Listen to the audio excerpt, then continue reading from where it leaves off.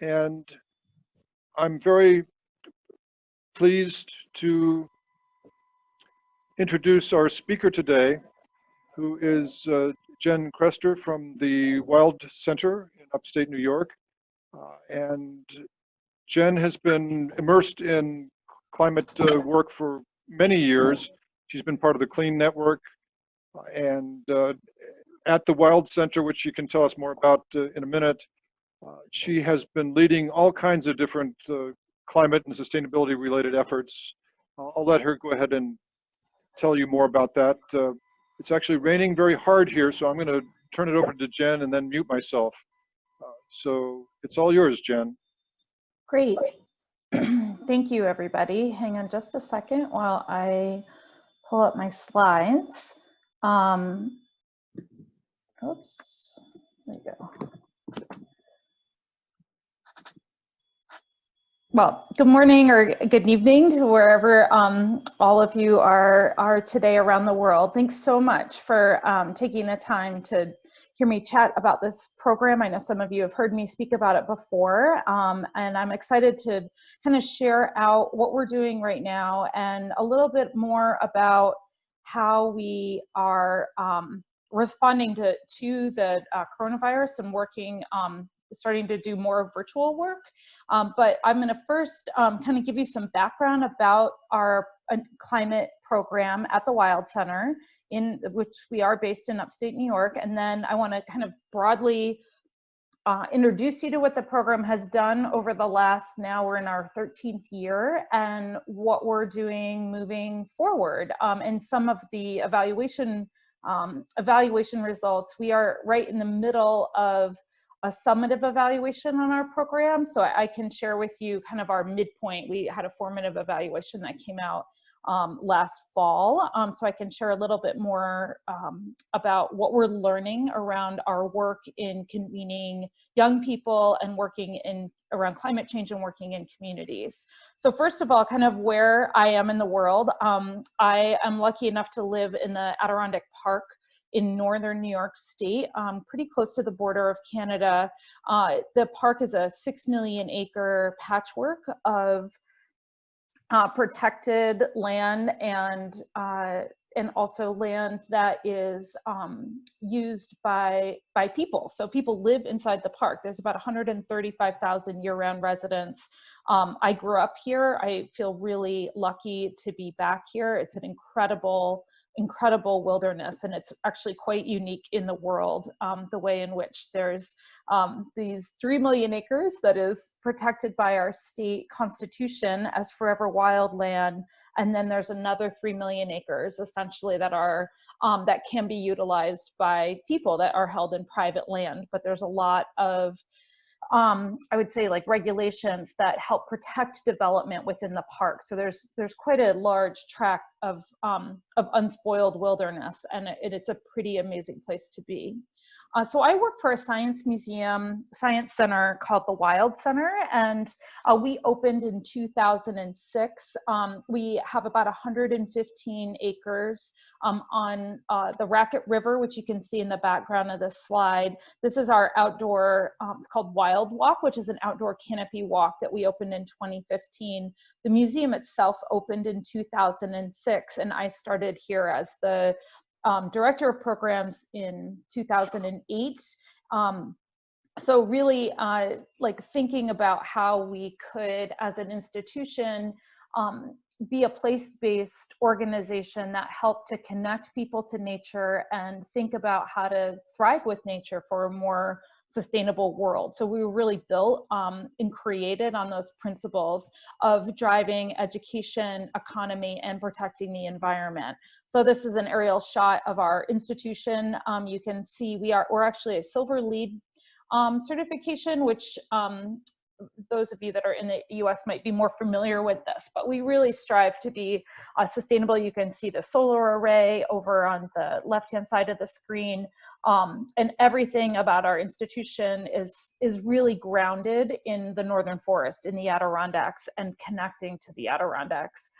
So we do have live exhibits, we do have animals, we have films, we have interactives. So we're kind of really like a mashup. I think of us as a mashup between a science center, an aquarium, a nature center, and an art museum. We actually do a lot of art. Right now we have an exhibition featuring the Haudenosaunee artists from a Native community, primarily Mohawk community that's not too far from here, and we've been doing a lot of work with them.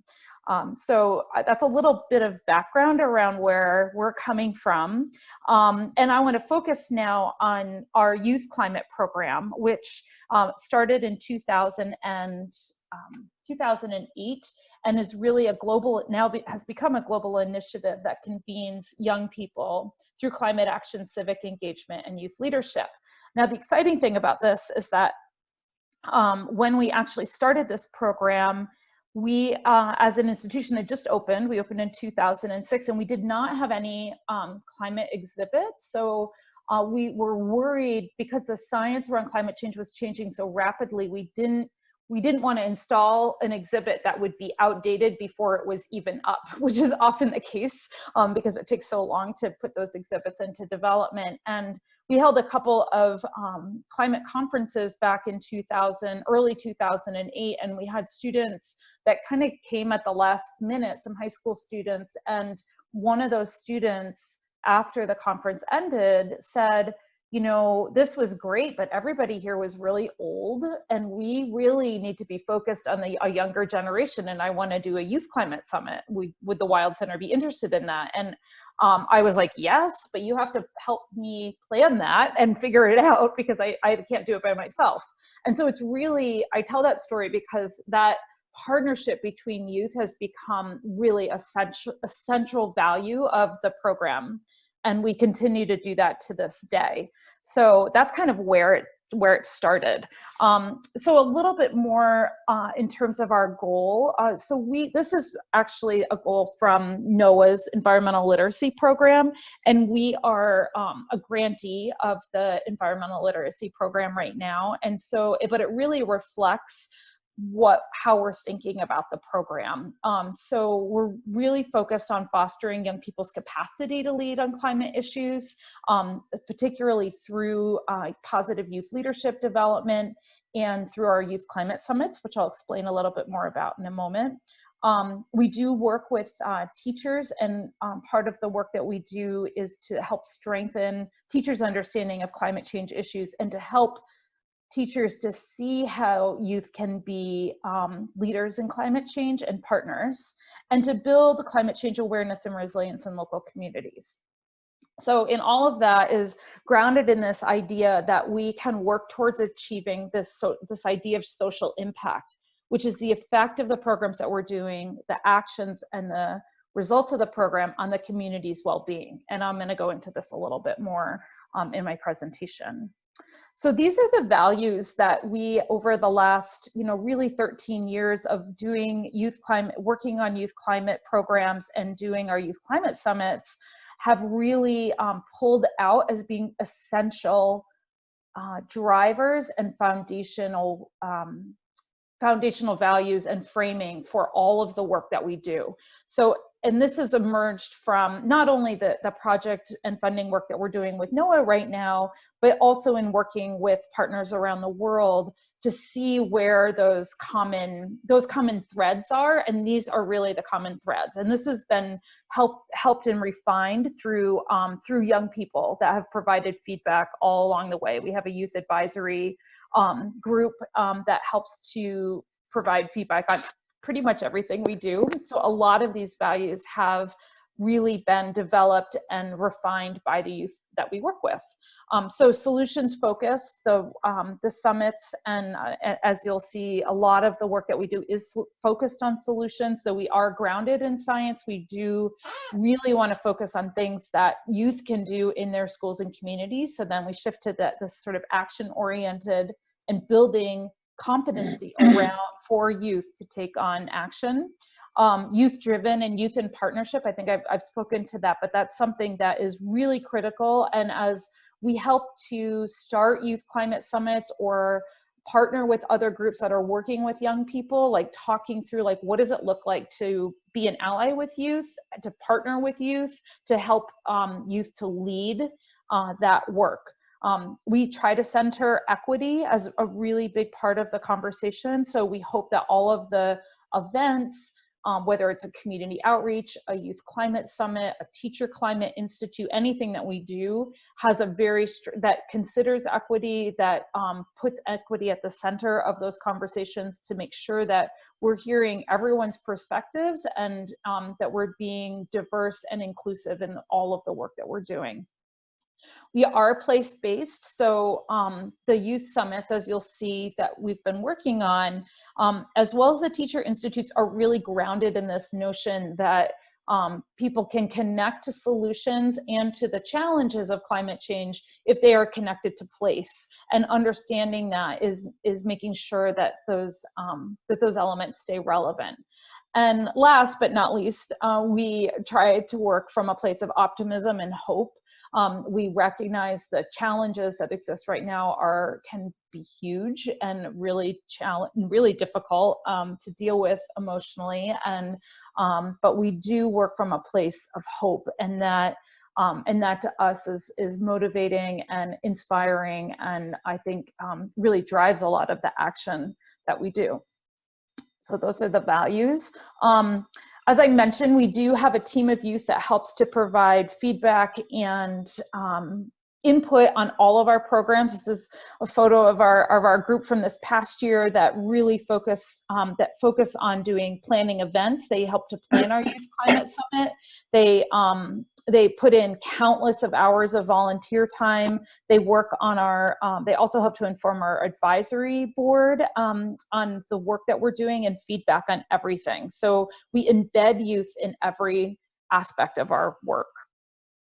This is the inside of our museum, and so our youth climate summits, so they tend to be 1 to 3 day events that convene anywhere from 50 to 250 or more high school age students to learn about climate change impacts, solutions, and to focus on how to take those solutions back to their schools and communities. So we utilize our museum, because it's obviously a huge asset to have a space like this, to do a full takeover. And so we close the institution, we bring in all these young people. Our summit here in the Adirondacks is 2 days. Many of the summits that we help support are actually are 1 day.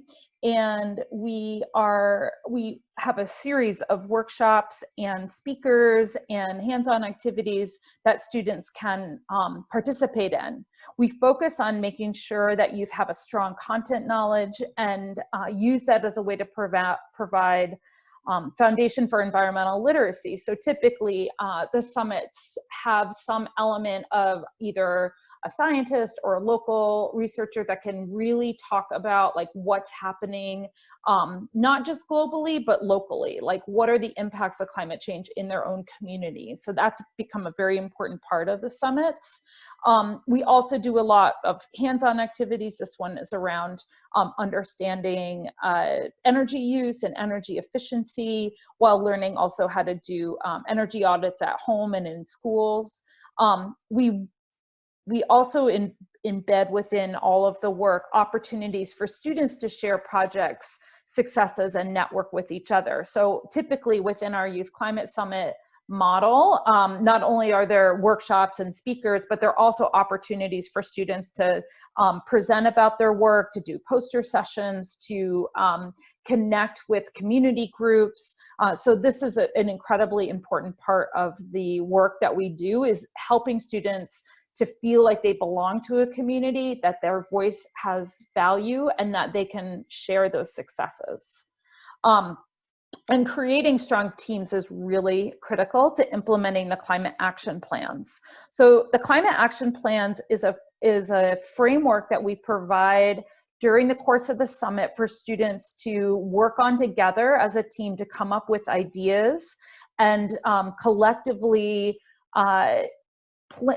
essentially a plan or a framework to take back to their schools and communities, identifying local challenges and creating solutions. And they're really varied because the students are coming up with the ideas, they're driving it, and this is part of our, I guess, method or strategy to help empower youth and to help give them a sense of agency and efficacy. So it's not something where I stand on stage or another organizer stands on stage and says, you should do this or you should do that. It's really driven by youth. So those plans can be pretty varied. This is kind of just an example of what a template for the plan looks like. And these are some examples of plans that some of the youth from our summit here in the Adirondacks have done. So it's really incredibly varied. So carbon and energy audits of school campuses, school gardens, installing solar panels or solar panel recharging stations, rainwater collection systems, working with local farmers to do food waste collection projects, individual student research projects, bio blitzes. Recently, one of the schools that we work with installed a high volume community compost system, which is going to be used to collect food waste from throughout the entire community. So it's really varied in the work that they do. But what happens is that the students working together to problem solve how to actually make these projects work with the support of a teacher or mentor from their school and support from places like us, like the WildCenter, like that is a way for them to demonstrate and show success, learn project management. And even if the projects don't work in the way that they do, there's a lot to be learned from this like project-based learning. So these have been really, this has been really critical. Like when we've seen other youth climate summits eliminate the climate action planning piece because of time, or usually it's time, or they just don't get to it. The summit is not as successful because you're not giving youth a chance to take what they've learned and then apply it directly and to build the youth leadership skills through this positive youth development work that we're doing.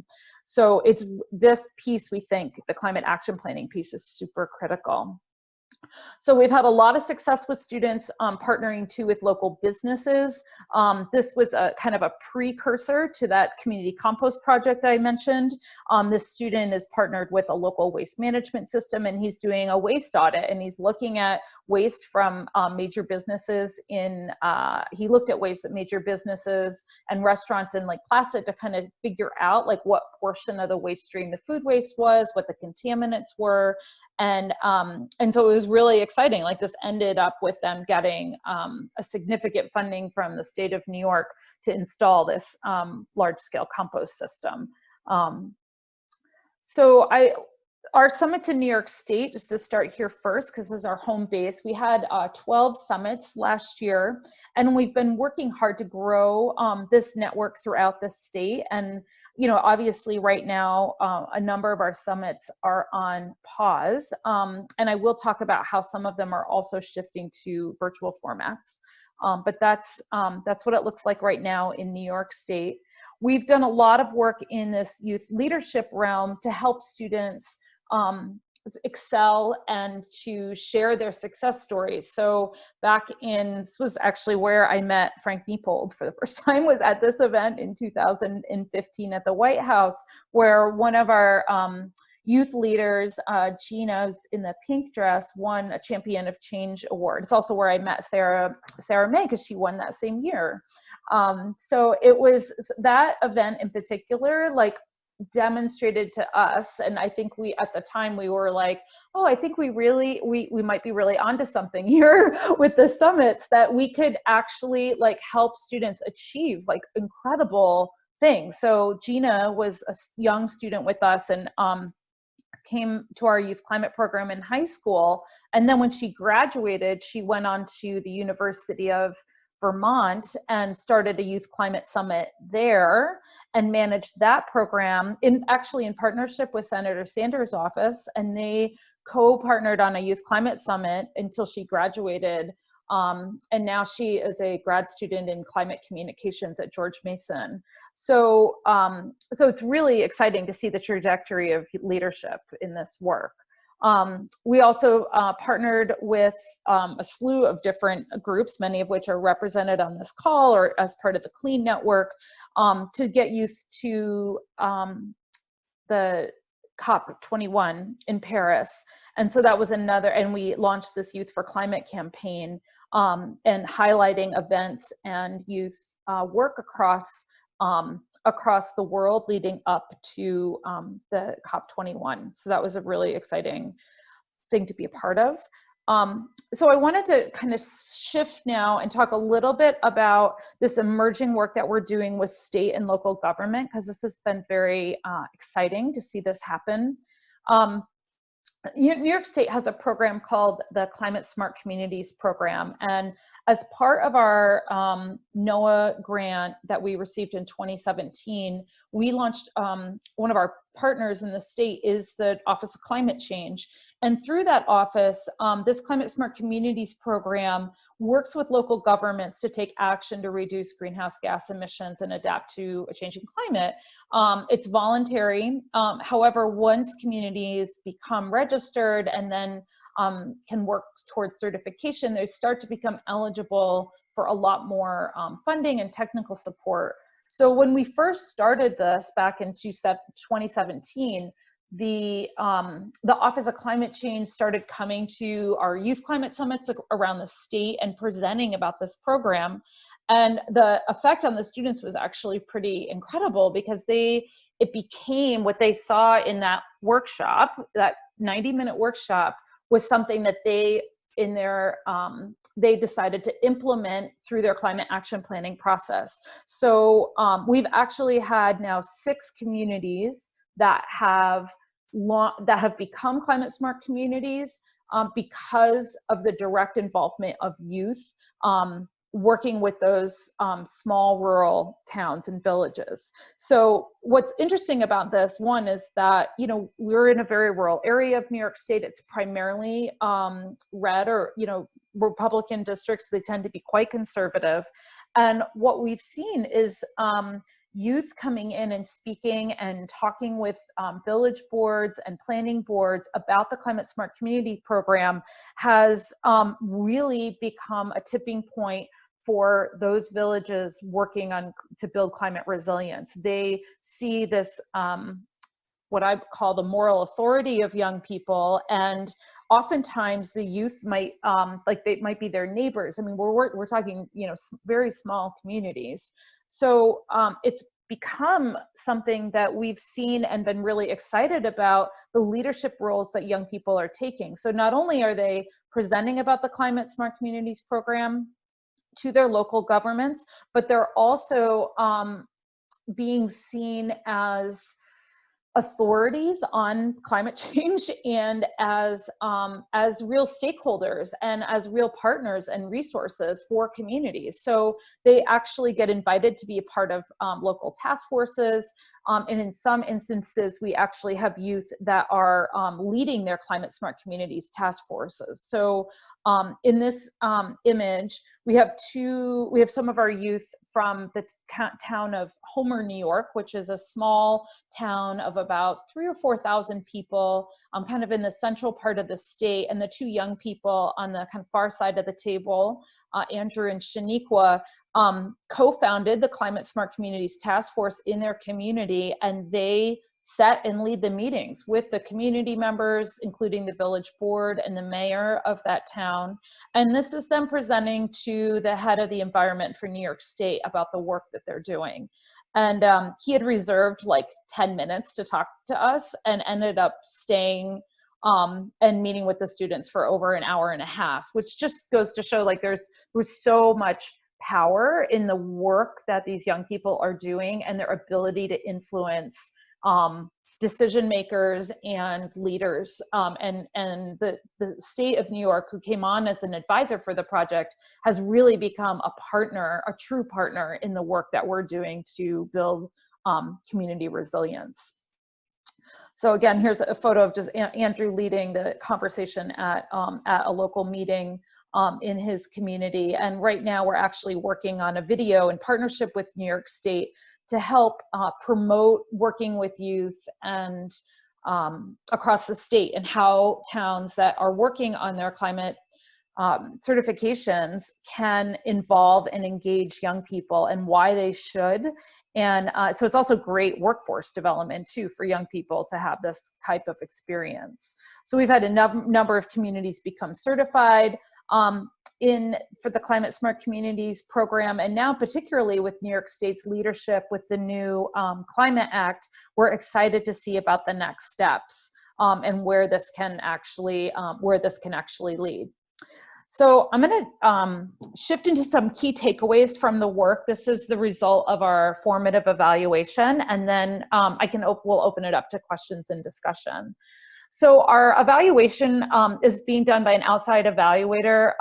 Our K&A Associates, Randy Korn, has been a longtime evaluator. She's worked primarily with museums, zoos, and aquariums across the United States, and we've worked with her for a long time on this project. And she has a very interesting approach to thinking about impact and thinking about how to evaluate a project such as ours, which is very complex with a lot of partners, a lot of moving parts.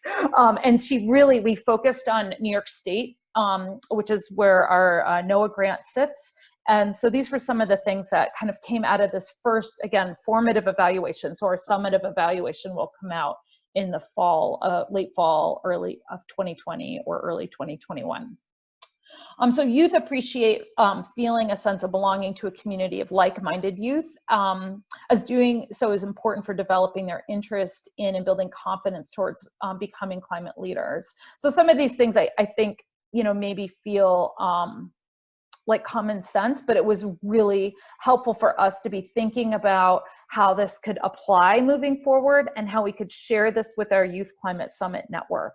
So considering ways for us to sustain this positive momentum, and how we can not just have youth climate summits, but how we can have multiple entry points throughout the year when youth can become engaged, and to build that sense of community and connecting them across communities. They really want to talk about solutions. They are a solutions-focused generation, and why they need to understand the impacts and the science behind all of that. They really think about solutions, and I'm sure many of you on this call that work with young people know that this solution-focused lens is critical. So continuing to frame climate action in terms of solutions, and how to integrate this mentality into all of our programs.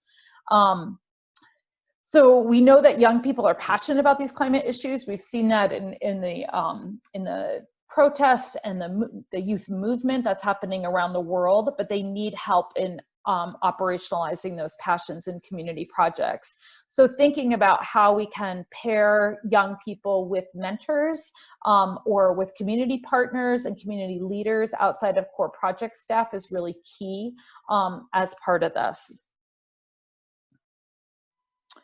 And as you can probably tell from what I spoke earlier, particularly with our partnership with local and state governments, that seeing youth in action is really important for shifting adult attitude around young people. So this, again, is really a very important part of our program, and any youth program to consider as part of their development. Like where are the entry points for students to either be leading in youth climate summits, teacher institutes, community outreach events. We know that those partnerships are really key in shifting attitudes and perceptions around youth, and they're key to moving the needle on building community climate resilience. In particular, number 5, the community outreach events that can lead to sustained community partnerships, even if those attempts fail. And we had lots of examples of those initial attempts really failing. And the reason what happened was, with a couple of the communities, that we needed to step up and really help to mentor the youth on how to be in dialogue and conversation with community leaders, because there's not this helping to build those leadership skills, and also helping adults to see youth and understand how they can be allies to youth. Like, it's not a natural thing. So facilitating those conversations and helping to support young people and village boards or mayors or decision makers, and help those conversations come together and help give skills to youth and to the adults, quite honestly, on how to have productive and constructive conversations, oftentimes, with very different political views, but they're coming together on this idea of really caring about their communities and really wanting their communities to succeed. And we found over and over again that those adult decision makers and community leaders and youth, I mean, they are all coming from that heart space of wanting their community to be better for the future. And they deeply care about, those adults deeply care about what those young people, how those young people feel about their communities. So this really opens the door to a lot of conversations. So persisting on finding those opportunities and finding ways to organize youth so they have the opportunity to talk to leaders in the community. We found throughout this evaluation process that those opportunities and those community outreach events have the greatest potential of shifting the conversation towards community resilience around climate impacts in the community. So that was a really exciting sort of finding for us, that how important those outreach events are. So this is just a quote from one of our local village board members, that there are younger individuals who are passionate about climate change and are acting on it. And that makes my job easier from a village official's perspective to get things done, instead of me having to pound on the table or persistently educate the rest of the board members. The youth are highly educated, highly motivated, and highly organized. Essentially, they're doing the heavy lifting of shifting attitudes, and I just help refine their approach. So that's the words from one village board member. So in terms of our next steps, we've been exploring and crowdsourcing ideas and practices for virtual or hybrid youth climate summits and engagement work. We're working to build a wider youth engagement network and community of practice. This summer, we're partnering with NOAA and Climate Generations to do a virtual Stay Institute for teachers, to continue to partner and work with other summit sites. So I'm not sure if I said this before, but since our program started in 2009 here at the WildCenter, we've actually done over 80 youth climate summits in 40 communities around the world. So we've really, we just launched 2 weeks ago, a brand new toolkit on our website, and a whole slew of other resources on how to plan and do youth climate summits, and how to engage with youth and work with youth as allies, as well as to support them in their climate action projects. And I'll provide the link to that website at the end of the call.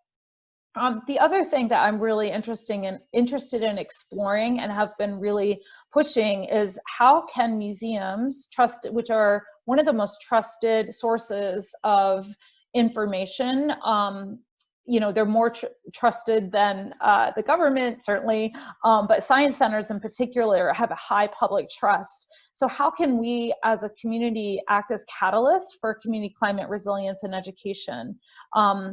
So that's been something I've been really interested in. Our director here at the WildCenter, our executive director, is really interested in, has been advocating for through ASTEC, the Association of Science and Technology Centers, which kind of oversees science centers around the world. So some of the things we're looking at right now is we are going to be opening a new climate solutions exhibition at the WildCenter, and that will open now in 2022. We've had to push it a year because of the impacts of the coronavirus, but we're really excited about that.